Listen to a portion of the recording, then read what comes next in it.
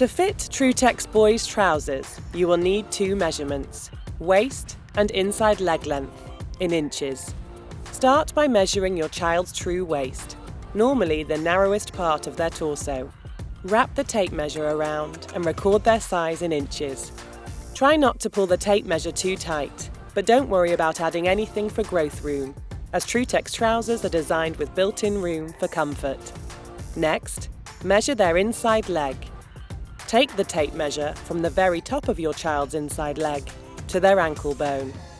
Trutex Senior boys' trousers are available in short, regular and long length. Top tip: have a look at the Trutex size guide on the website for more information and to find your right size.